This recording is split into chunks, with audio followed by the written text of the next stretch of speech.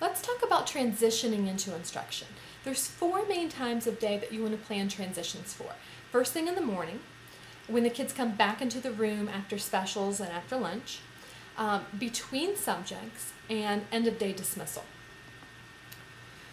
We'll start with arrival at school and morning work. And again, just like in the other webinars, I always refer to page numbers where you can go into the book and find more information on these sorts of things. It's very important that you have predictable tasks for kids when they come into the classroom in the morning. Every morning should start off the same way. This is especially true if you have kids from really chaotic home environments, because they don't have a lot of structure at home and they don't really know what to expect. So knowing that coming into your classroom as a safe and familiar place will mean a lot to them and will kind of get them on the right foot to start the day. Having a predictable set of tasks each morning communicates an important message to kids. It says, welcome back. This is a safe, familiar place for you. You know exactly what to do and you will be successful at meeting the expectations. Now, what those tasks are is completely up to you. You can change them multiple times throughout the year. What I teach my kids to do is to look at the board as soon as they come in the classroom in the morning. That's where I have the morning work tasks laid out for them, and that's where I have any notes specified for them. So here's my morning work board one day. This was a couple weeks into the school year when the kids already knew their basic tasks.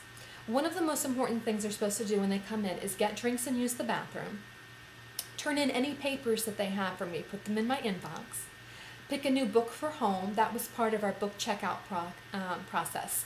I had a set of books that children were allowed to take home to do independent reading for, and sharpen their pencils. So those were some basic tasks that they were supposed to do first before starting on their morning work.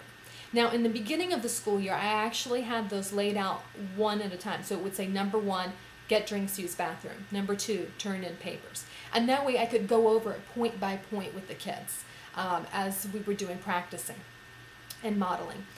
But as I said, this was a couple weeks into the school year, so the kids basically knew it. I was able to kind of lump it all together in the first step of things they needed to do when they came in the classroom. And then they would move on to morning work. This particular year, I gave a morning work packet. It was 2 worksheets that had things copied on them front and back, and the kids would do the front of one page on Monday, the back on Tuesday, the next page on Wednesday, and the back of it on Thursday. Friday was when homework was due and they copied new homework assignments, so they didn't have morning work that day. That was the day that they had a few extra minutes to finish up any morning work pages they hadn't done and turn them in, and I would give them the new packet. So that way, every Monday morning, they would already have the packet in their folders ready to go and they could start working. So it's up to you what tasks you want to have. You can have a different thing for them to do each day. However, the more similar it is, the fewer questions you're going to have to answer in the morning, and the quicker kids are going to get on task because they already know exactly what to do. So I recommend making it fairly predictable. Now, later in the year, I put the morning work over here to the side of the board, and that was where I had listed the miscellaneous tasks needed to do, like turning things in, sharpening pencils, that sort of thing. And so that left the whole board open for me to be more specific about the morning work tasks that I need for them. I also had a schedule notes board, and this is where I wrote down if anything was canceled, if we had any guest speakers, if there were any kind of special events going on. So kids could always reference that board instead of asking me, am I going to my pull-out class today? Do we have that assembly? They could just look right over there and see. And having that set up in the morning next to the calendar is also a way to kind of get kids prepared for the day. They already know what to expect. They know what's due later on in the week. They know what's due that day. And it's also a way to keep them from having to constantly ask you about basic things like that. So those are some ideas for starting the day off right. Let's talk about what happens when the kids come back from special classes, like music and art and PE, or when they come back from lunch. Now, anytime that you have your kids come into the classroom, my advice is to have them go directly to their seats. Even if you know that you want them to go start a partner activity or go work in small groups someplace, I would still have them come back to their seats and just train them to always do that every time because it just makes for smoother transitions. That's really your choice. It's just something that's worked well for me. In terms of what the kids do once they go to their seats, It's also your choice whether you'd rather have them stay quiet and wait for your direction or start a warm-up. Now, I'm really into predictable tasks, and so normally I would have kids do some sort of warm-up when they came in the classroom. For example, when my kids came back from lunch, we started our math block, and I always had a math warm-up for them on the math warm-up board. So just like when they come in the classroom first thing in the morning, they look at the main board for the morning work assignments. When they come in after lunch, they look at the math warm-up board for their math warm-up assignments. So they knew as soon as they came into the room, go straight to their seat, look at the board. It would tell them what book to take out and what pages to do.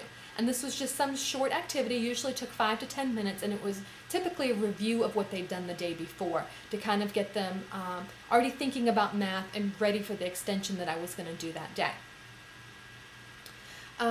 Now, you don't have to have the same routine for each time of day. So, as I said, this was for after lunch. Well, when the kids came back from specials, it was time for our writing block. So the routine there, they knew, was to go and get their writing notebooks and start working on a vocabulary activity that we have.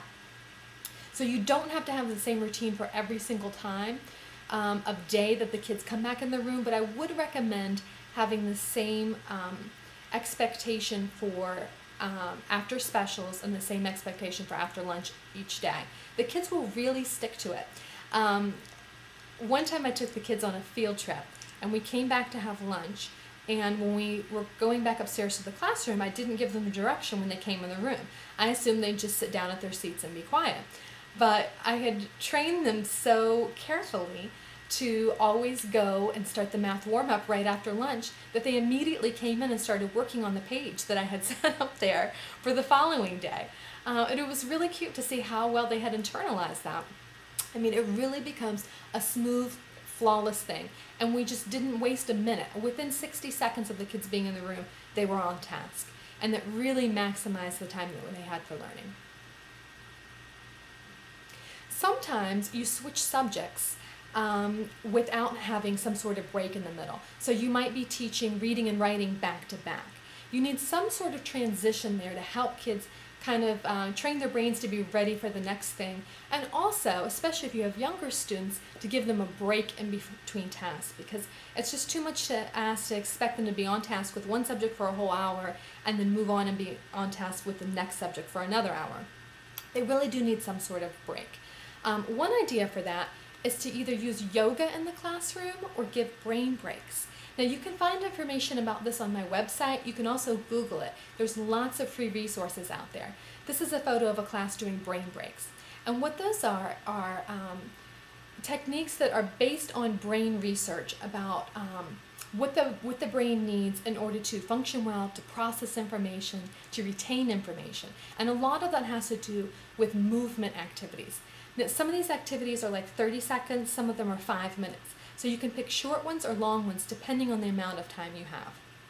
And it's a really good way to get kids out of their seats, moving, wake them up, and get them ready for the next thing you're doing.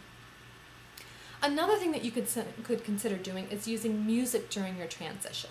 So you could have a certain song that plays every time you want kids to clean up, for example, or to put away one set of materials and get out another set of materials. And if you play that song every single time, the kids' response almost becomes Pavlovian. They just automatically do it as soon as they hear the song. Now here's one that I found on YouTube. You can actually buy the CD, or else you could just play it right from YouTube. 5, 6, 7, 8. Come to the carpet, use your walking feet. Come to the carpet, moving to the beat. Come to the carpet, be careful not to shout. And don't forget that when you sit to have a quiet mouth. So that's just a real quick 15-second song to let kids know exactly what they're supposed to be doing. During that time, they should push in the chair at their desk, walk over to the rug, and be ready for you to start teaching. Now with older kids, you can use more sophisticated music. You don't even have to use songs that were designed for the classroom. You could play classical, you could play jazz. I used to play Enya for my kids sometimes because it was so peaceful and it didn't get them all wound up. Pick whatever music you and your kids like, and use the same song for about a month or so until people start getting sick of it. And just hearing the very first few notes of that song will be enough to get kids moving. They'll know exactly what they're supposed to do. Another tip to help you transition between lessons is to use signals. Timers and bells are your best friends. I had a ton of them, as you can see. I kept them all lined up on top of the television set next to my globe and the clock. And what I would do is I would use those anytime I needed to get kids' attention rather than shouting over them. I could ding one of the bells. I could use a little clicker to let them know to pause or let them know when to start or when to stop. And I could also use it to time them. So, for example, I could say, you have 60 seconds to put away your math book and take out your reading book. Go. So those are just some different ways that you can use the timers. You can also give kids tasks to get them focused on what's coming next. So, for example, if you're getting ready to start social studies, you could say, when I give the signal, which is going to be a clicker or a bell or something, when you hear the signal, you're going to take out your social studies book, turn to page 445, and raise your hand when you found the vocabulary word for the day. Begin. And then what that does is that gets them excited about opening up the social studies book. Everybody wants to be first to see what it is. And you can kind of hype them up along the way too, like, oh, I see so-and-so has their thumb up. They're ready. They found the page. Oh, 2 more people know what the vocabulary word is. And soon everybody will be on task, they'll be focused and ready to learn about the next subject that's coming. Now, after you've used your song, your yoga, your brain break, you've given your task, whatever it is that you did to start the transition, the second before you're ready to start your instruction, give a backwards countdown. And that will let the kids know any kind of side conversations that are going on, any digging around in the desk needs to stop because the lesson and the excitement is getting ready to start now. I recommend counting backwards because if you count up, the kids may not remember what it is you're supposed to be counting to. Did she say she was counting to 3? Is she counting to 10? If you start up and go down to 0, they'll know exactly where they're out in the countdown every single time. So you could say, all right, I see almost everybody has that page ready, and we're going to begin in when I get to 0. 5, 4, 3, 2, 1, 0. Okay, let's read the title out loud together and just launch right into your instruction from that. So a countdown is a good way to get kids focused at the last second.